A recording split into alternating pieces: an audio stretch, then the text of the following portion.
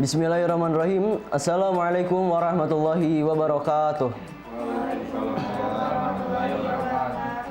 Alhamdulillahirabbil alamin wa bihi nasta'in wa ala umri dunya waddin wassalatu wassalamu ala rasulin amin wa ala alihi wa sahbihi ajmain amma ba'du. Alhamdulillah, pada kesempatan kali ini kita masih bisa berkumpul di acara pesantren kilat Ramadan 1442 Hijriah di SMA Negeri 1 Cisaat. Sebelumnya, perkenalkan, saya Abimanyu Arya sebagai moderator pada pertemuan kali ini dan saya ditemani oleh Bapak yang akan memberikan materi tentang hubungan antara puasa Ramadan dan moralitas remaja. Selanjutnya, saya persilakan kepada Bapak. Terima kasih. Assalamualaikum warahmatullahi wabarakatuh. Waalaikumsalam warahmatullahi wabarakatuh. Alhamdulillah syakirin, asyhadu an la ilaha illallah wa la syarikalah wa asyhadu anna Muhammadan abduhu wa rasuluhu la nabiyya ba'da. Wa salatuhu wa salamuhu ala sayyidina Muhammadin wa ala alihi wa sahbihi ajmain amin. Rabbi shrahli sadri wa yassirli amri wa hlul 'uqdatam min lisani yafqahu qawli. Amma ba'd. Alhamdulillah puji dan syukur kita panjatkan kehadirat Allah Subhanahu wa taala yang telah memberikan nikmat kesehatan sehingga pada hari ini kita bisa bertemu kembali pada acara pesantren kilat Ramadan. Semoga ibadah kita pada hari ini diterima oleh Allah Subhanahu wa taala, terutama ibadah saum kita. Amin ya Allah ya rabbal alamin. Salawat beserta salam semoga senantiasa tercurah limpahkan kepada baginda Rasulullah SAW, keluarganya, para sahabatnya dan seluruh umat yang mengikuti sunnahnya sampai hari kiamat. Senang sekali pada hari ini kita bisa mengadakan acara yang insya Allah ini sangat bermakna sekali dan sangat bermanfaat sekali. Seperti tadi yang telah diutarakan bahwa materi kita kali ini adalah remaja dan Ramadan, itu intinya. Yang lebih spesifik yang akan kita kita bahas pada hari ini, yang akan kita bicarakan pada hari ini adalah hubungan antara moralitas remaja dengan puasa Ramadan. Hadirin rahimakumullah, ini terdapat hubungan yang positif dan sangat signifikan antara motivasi berpuasa Ramadan dan moralitas remaja. Sebelum diteruskan kepada materi selanjutnya, mari kita lihat dulu pengertian remaja. Sebagian ahli mengatakan bahwa remaja itu adalah peralihan antara masa kanak-kanak ke masa dewasa. Sementara menurut Profesor Dr. Zakia Darajat dalam bukunya Ilmu Jiwa Agama bahwa fase remaja itu terbagi dua, satu ada remaja awal, yang kedua ada remaja akhir. Remaja awal itu adalah remaja yang usianya sekitar 11 sampai dengan 15 tahun. Kira-kira usia anak SMP ya. SMP usia 12, ada yang 11 sampai dengan 15 itu. Itu disebutnya remaja awal. Nah, untuk remaja akhir itu antara 16 sampai dengan 18. Jadi usia-usia kalian ini yang ada di SMA. Biasanya anak-anak SMA itu usia kelas 10 berusia sekitar 15 gitu ya. 15-16, dan nanti kalian ketika keluar dari SMA itu berusia 18 tahun. Makanya kalian ini masuk kepada fase masa remaja. Tentu saja dalam kehidupan ini masa remaja ini adalah masa yang sangat-sangat indah. Ini masa ini tidak akan terulang dua kali dan masa ini harus betul-betul digunakan dengan sebaik mungkin. Nah, ketika hari ini kita sedang melaksanakan ibadah puasa Ramadan, terutama dikaitkan dengan kehidupan remaja, ini akan sangat menarik sekali. Karena yang kita harapkan dari ibadah puasa ini adalah adanya peningkatan, terutama peningkatan dari sisi ruhiyahnya atau dari sisi kegiatan keagamaannya. Cuma biasanya remaja ini karena dalam kehidupannya masih mencari jati diri. Biasanya masih mencari jati diri. Kadang-kadang mereka beribadah, mereka berpuasa hanya untuk menggugurkan kewajiban saja. Saya mau berpuasa biar untuk melaksanakan sajalah. Yang penting orang lain puasa juga puasa. Itu. Padahal jauh dari tujuan seperti itu. Kita lihat di dalam Al-Quran surat Al-Baqarah ayat 183 yang merupakan dasar hukum dalam melaksanakan ibadah puasa. A'udzubillahi minasyaitonirrajim. Bismillahirrahmanirrahim. Ya ayyuhallazina amanu kutiba alaikumusiyam kama kutiba alal ladzina min qablikum la'allakum tattaqun. Al-ayat. Dari ayat di atas kita tahu bahwa tujuan diwajibkannya beribadah puasa itu adalah la'allakum tattaqun, untuk menciptakan atau untuk menjadikan supaya menjadi orang yang bertakwa. Apa takwa itu sendiri? Apa pengertian takwa itu sendiri? Itu apa? Secara sederhana pengertian takwa seperti yang telah kita ketahui adalah melaksanakan segala perintahnya dan menjauhi segala larangannya. Sementara itu saja pengertian takwa. Karena ada pengertian takwa yang lebih luas lagi. Jadi kalau secara sederhana takwa itu adalah melaksanakan segala perintahnya dan menjauhi segala larangannya.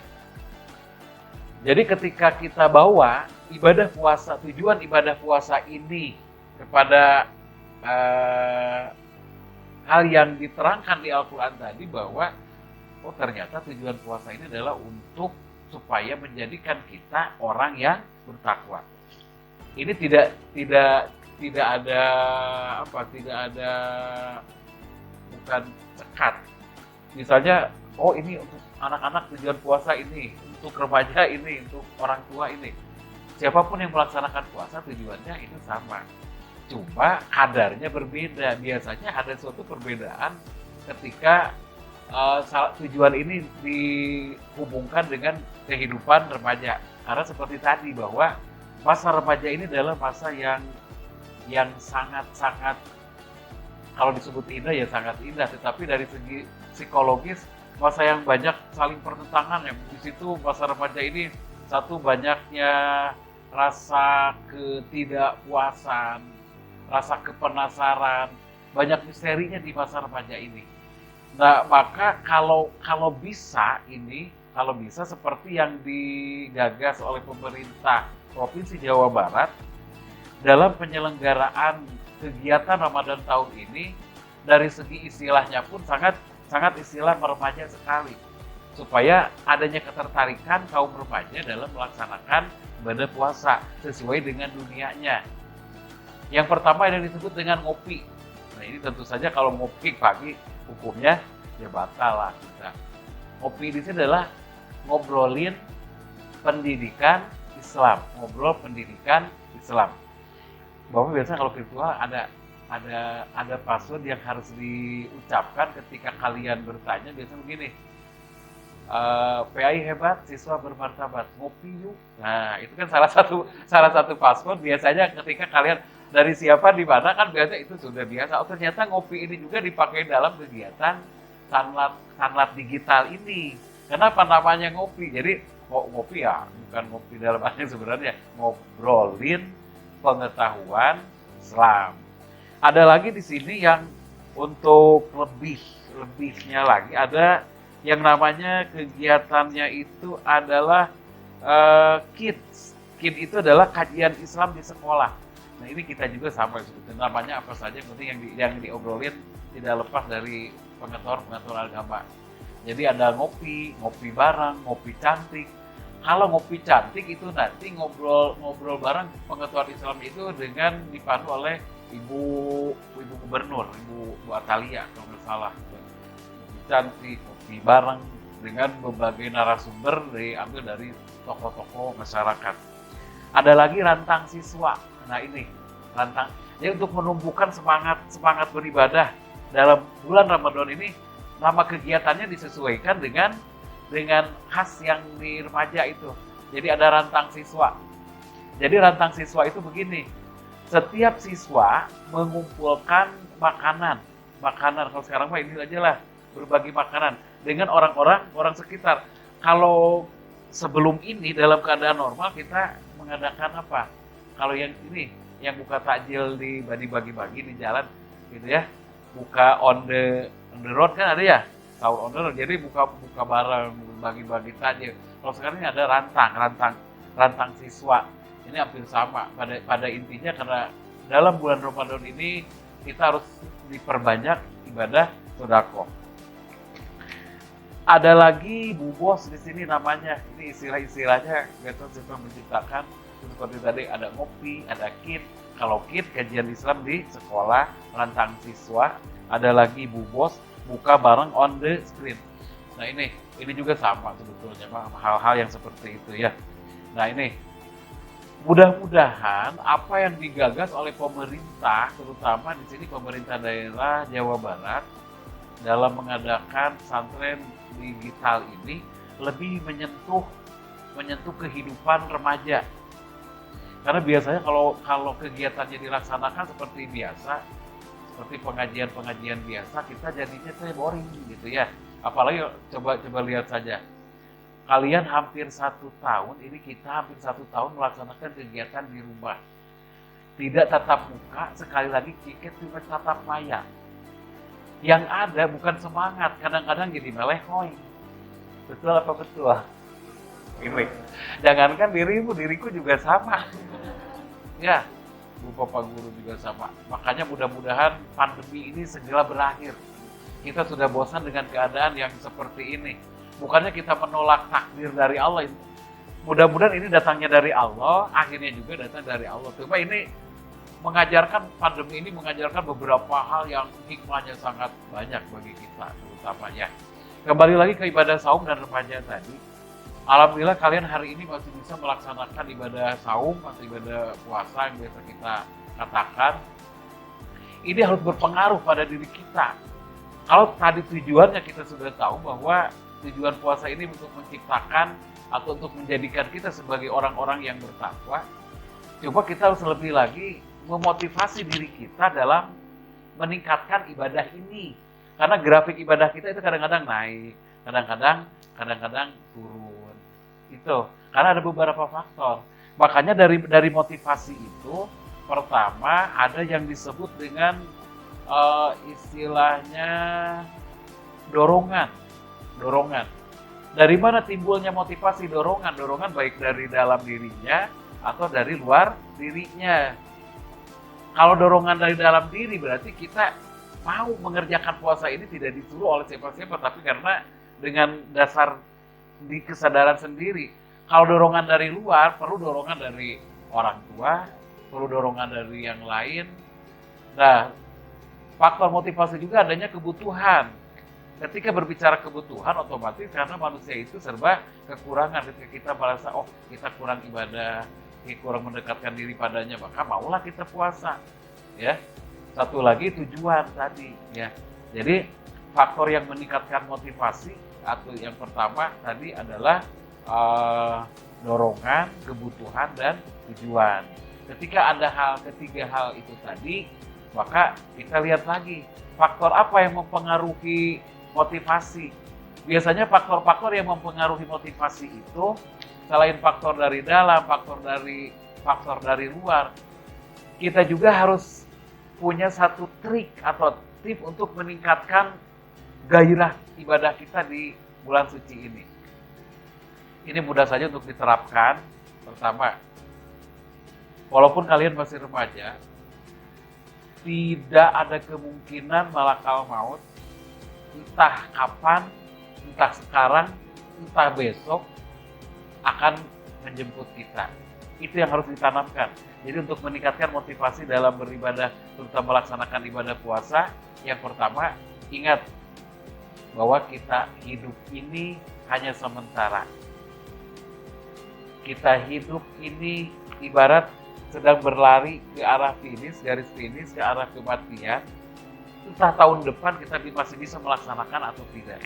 Nah, ketika kita ingat kematian, ketika kita ingat hal tersebut, maka ini akan lebih meningkatkan gairah kita untuk beribadah. Sekali lagi itu yang pertama. Cara untuk meningkatkan motivasi kita dalam beribadah, pertama ingat bahwa kita tidak akan hidup selamanya.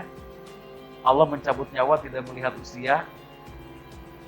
Ya, hari ini Bapak masih bisa berbicara di hadapan kalian. Tidak mustahil besok kalian lebih dulu menghadapnya.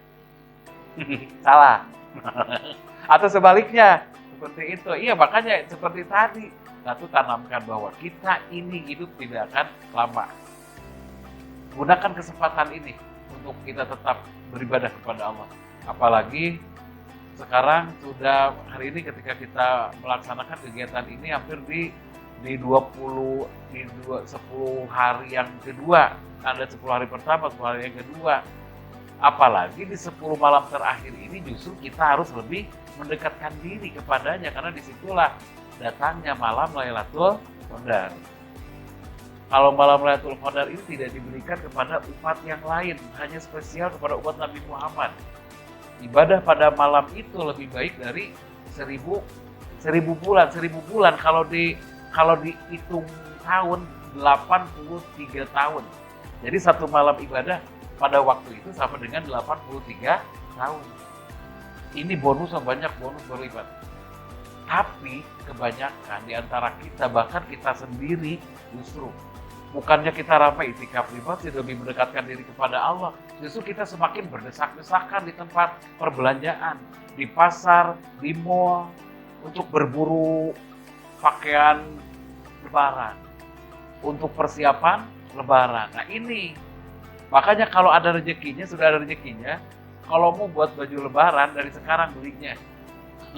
Kenapa dari sekarang? Supaya nanti kita 10 hari terakhir kita tidak berdesak-desakan di tempat pembelanjaan, tapi justru kita lebih bisa untuk itikaf di masjid. Itu ya. Mudah-mudahan kita mendapat malam yang mulia itu, malam Lailatul Qadar. Itu yang pertama tadi. Jadi untuk meningkatkan semangat kita dalam beribadah kepada Allah dalam bulan puasa ini, pertama ingat bahwa usia kita itu tidak ada jaminan. Ya, ingat akan kematian. Yang kedua, tanamkan dalam diri kita, jangan menyia-nyiakan kesempatan. Ya, jangan menyia-nyiakan kesempatan, karena pahala di bulan Ramadan ini, pahala wajib itu berlipat-lipat ganda, dilipatkan oleh Allah, dan pahala sunat derajatnya menjadi seperti pahala fardu. Itu tidak akan kita temui pada bulan-bulan yang lain.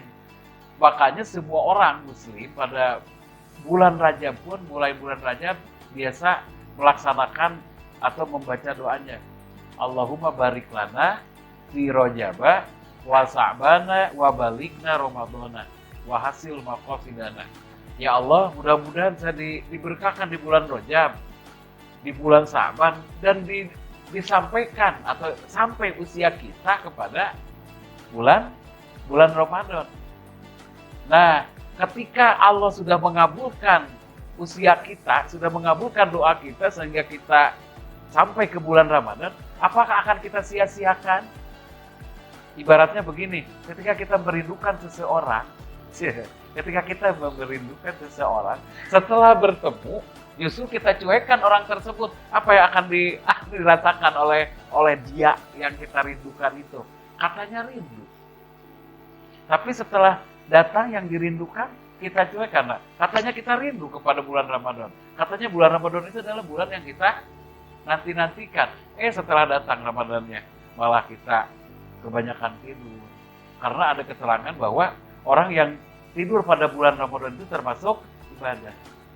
Ini kita masih kritisi, bro. Katanya kritisi, guys. Bisa naon tak kritisi teh. Jadi ulaki emang bener. Kusare hunkul oke bisa ngedatangkan pahala. Kalau ada pekerjaan yang lain yang lebih bermanfaat, ya lebih itu atau banyak asa teh hartiku akal sare nanu puasa ka asup ibadah. Bisa eta oge kalau gitu sebenarnya ada tantangan-tantangan yang lain daripada kita kemana gitu nya. Ini tantangan dia. Remaja makan tadi ge sifat remaja mah satu orang yang lagi bukan labil gitu nya, lagi mencari jati dirinya. Kadang-kadang kumaha baturnya gitu, batur ngabuburit ngilu, batur bukber ngilu, bukber buka berang, kadang-kadang sok aya lah buka penting ingin buka berang, batur ngilu. Itu orang mau ulah mudah-mudahan yang kita lakukan betul-betul karena puasa ini kan menggodok moral kita betul-betul, melatih kita untuk disiplin. Coba ayeuna disiplin buka, disiplin sahur. Padahal pengawasan kita kan, makanya puasa ini untukku kata Allah. Beda dengan sholat. Kalau sholat berjamaah ganjarannya 27 derajat. Lamun puasa nepi ka asar aya darajatan. Oh, gitunya. Coba puasa, sholat kalau berjamaah 27 derajat. Coba yang 27 derajat juga sholat berjamaah baru kita bagi lagi. Ayo sholat berjamaah tapi dia masbuk. Datangnya di rakaat ke-3 misalnya kalau sholat duhur. Itu enggak 27, kayaknya dikurangi 27 kecil. Kalau dalam himpunan matematika 27 kambing dengan 27 kelinci kan lain, walaupun tetap jumlahnya 27 derajat. Tapi kan puasa tidak ada. Yang puasa sampai dengan maghrib berapa derajat oleh Allah dikasihnya kan tidak. Dan orang tidak akan tahu dia puasa atau tidak. Oh, ya, mungkin dia dengan bibirnya yang kering, dengan penampilannya yang lemas, apakah itu menjamin dia puasa? Kalau aktingnya bagus, bisa saja dia seperti puasa, padahal dia tidak puasa. Benar tuh. Itu makanya ini. Jadi puasa akan bisa dirasakan, akan bisa kena nanti hasilnya itu setelah di luar bulan Ramadan ini. Mana yang betul-betul puasa, mana yang hanya menjalankannya saja, menggugurkan kewajibannya saja. Jadi bisa kita simpulkan, yang pertama adalah sangat erat hubungannya antara penanaman nilai-nilai moral remaja dengan ibadah puasa ini. Remaja yang melaksanakan ibadah puasa, insya Allah moralnya itu akan tinggi, akan menghasilkan akhlakul karimah yang bagus. Sebaliknya, ketika dia kurang motivasinya dalam melaksanakan ibadah saum, moralitasnya pun bisa dikhawatirkan rendah. Bagaimana cara kita memotivasi diri kita untuk meningkatkan ibadah saum ini? Yang pertama, kita harus menyadari bahwa usia kita ini bukan menjadi jaminan siapa-siapa. Hanya Allah lah yang mengurus semuanya. Tahun ini kita bisa melaksanakan ibadah saum, tahun depan tidak ada jaminan kita masih bisa ikut melaksanakan ibadah saum. Pergunakan waktu sebaik mungkin, terutama di 10 malam terakhir ini. Jangan kita karena ikut si A, ikut si B seperti tadi, biarlah mereka kita punya pegangan sendiri. Karena kita ingin hidup kita ini, keberkahan dari ibadah saum ini betul-betul ingin kita rasakan di 11 bulan yang akan datang. Rupanya itu bisa disampaikan untuk kesempatan ini. Barangkali ada pertanyaan dari penjelasan tadi. Mohon maaf kalau apa yang tadi dijelaskan banyak kekurangannya, tetapi tetap mari kita sama-sama berdoa kepada Allah, mudah-mudahan kita diberikan ilmu yang bermanfaat. Bila taufiq wa hidayah, assalamualaikum warahmatullahi wabarakatuh. Waalaikumsalam warahmatullahi wabarakatuh. Masya Allah, jazakallahu khairan khasiran kepada Bapak Asep. Terima kasih karena telah memberikan ilmunya dan semoga bermanfaat bagi kita semua. Dan sekarang masuk kepada ke sesi tanya jawab. Dan ini sudah ada beberapa pertanyaan yang masuk. Langsung saya sebutkan aja ya Pak. Iya, Yang pertama, bagi perempuan tentunya memiliki siklus atau masa menstruasi tiap bulannya. Jadi pertanyaan saya, bagaimana jika kita punya hutang puasa Ramadan dan belum tuntas menggantinya atau mengkodoknya pada saat bulan Ramadan berikutnya telah tiba? Iya, terima kasih. Ini biasanya dialami oleh para wanita yang sudah balik pada umumnya. Hal yang harus saya katakan di sini adalah ada satu kewajiban bagi perempuan ketika dia meninggalkan puasa karena berhalangan karena haid untuk segera melaksanakannya. Itu kalau pertanyaan seperti tadi berarti dia tahu bahwa dia itu harus mengkodok, tetapi ada satu kain di pekerjaan yang justru dia abaikan gitu ya. Satu sisi dia tahu bahwa harus mengkodoknya, tapi di sisi yang lain justru dia enggan. Karena banyak tantangan ketika akan melaksanakan puasa kodok. Puasa kodok itu kan hukumnya wajib. Jangan sampai Senin Kamis puasa sunat didahulukan, tetapi kodoknya belum. Itu sama dengan ke atasnya dia pakai jas, bawahnya pakai kolor, itu ya sangat tidak indah. Harus selesai dulu. Jadi kalau bisa begini, setelah dia beres puasa Ramadan, cepat. Kalau mau misalnya yang ditinggalkannya 2 minggu, paling banyak kan 2 minggu, betul, 14 hari, 14 malam berarti sampai 2 minggu, paling lama. Paling kalau galibnya itu kan umumnya 7 hari, 7 malam. Cepat itu, banyak sedikitnya itu harus ada niat untuk cepat mengkodoknya. Kalau nanti sampai ke bawah mati dia belum mengkodoknya, berarti dia masih punya hutang kepada Allah, karena ada hutang kepada manusia, hutang kepada Allah. Nah, ada ulama yang mengatakan bahwa ketika dia belum mengganti puasanya, belum mengkodoknya, sedangkan Ramadan sudah datang, maka dia harus membayar fidyah di samping kodok. Itu yang paling berat. Bisa dibayangkan juga. Ini ada pengalaman sama. Istri Bapak dulu melahirkan anak yang ketiga, tanggal 5 Ramadan. Tanggal 5 Ramadan karena nifas itu kan batal puasa, haram puasa. Tanggal 5, jadi berapa hari yang ditinggalkan? 25 dalam 1 tahun. Dia harus membayar. Kalau tidak sering-sering diingatkan, itu sudah ini. Bisa mungkin yang ahwatnya di sini yang bisa merasakan menurut teman apa saya sudah lunas apa enggak ya. Jadi kesimpulannya, satu, jangan selalu menumpuk pekerjaan karena itu hutang, cepatlah bayar. Kalau dia belum mengerjakan puasa yang tadi ditinggalkannya, belum mengkodoknya, maka ketika sudah Ramadan lagi, maka dia di samping kodok itu wajib bayar fidyah. Itu jumhur ulama mengatakan seperti itu. Itu sekali lagi, kalau tahun ini kalian yang ahwatnya itu punya hutang puasa, cepat bayar. Kalau mau seminggu sekali, seminggu 2 kali. Bagaimana kalau dilaksanakannya pada hari Senin dan Kamis? Itu bukan termasuk puasa sunnah Senin Kamisnya. Dia melaksanakan puasa kodok, tetapi dilaksanakan pada puasa Senin dan Kamis. Tapi tantangannya pasti banyak.